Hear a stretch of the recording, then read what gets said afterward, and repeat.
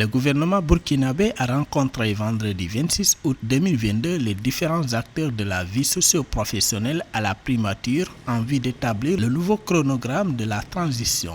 L'organisation des élections prochaines au Burkina Faso restant l'un des défis à relever pour le gouvernement de transition. Cette rencontre a fait l'objet de présentations des termes de référence du travail du comité technique chargé d'élaborer le nouveau chronogramme de la transition. Selon les médias locaux, les parties prenantes, leaders coutumiers et religieux, acteurs économiques et des chefs de partis politiques ont salué la démarche inclusive du gouvernement et souhaité que la dynamique se poursuive pour une bonne issue de la transition.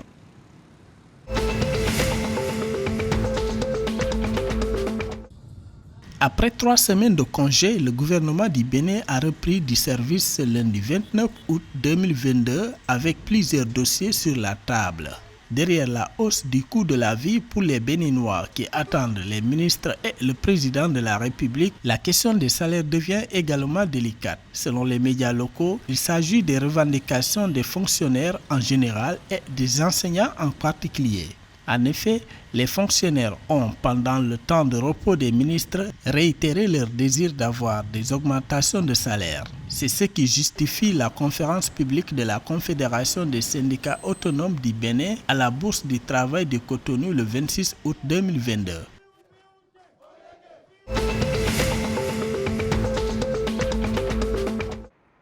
Le gouvernement bissau-guinéen a démenti les informations relayées par les médias marocains selon lesquelles son pays se serait retiré du forum Japon-Afrique qui s'est ouvert en Tunisie le samedi 27 août. Selon le ministère des Affaires étrangères, le président de la République, Umaro Sissoko Embalo, a effectivement quitté Tunis pour se rendre en Angola pour assister aux funérailles du président Eduardo dos Santos. Ceci étant un engagement antérieur et le président en exercice de la CEDEAO en a informé l'ordre tunisien. Le ministre s'exprimait dimanche 28 août lors du débat général sur les questions de la paix et du terrorisme.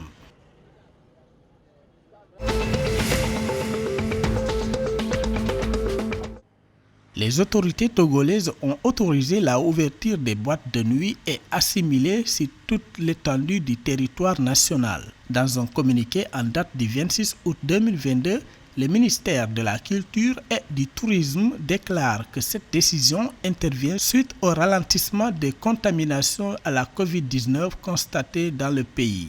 À l'en croire, cette réouverture reste conditionnée par la présentation d'une preuve de vaccination contre la COVID-19, le strict respect des mesures barrières, notamment le lavage et la désinfection systématique des mains, entre autres. Cependant, en cas de résurgence des cas de contamination, prévient le gouvernement, les mesures restrictives seront remises en vigueur.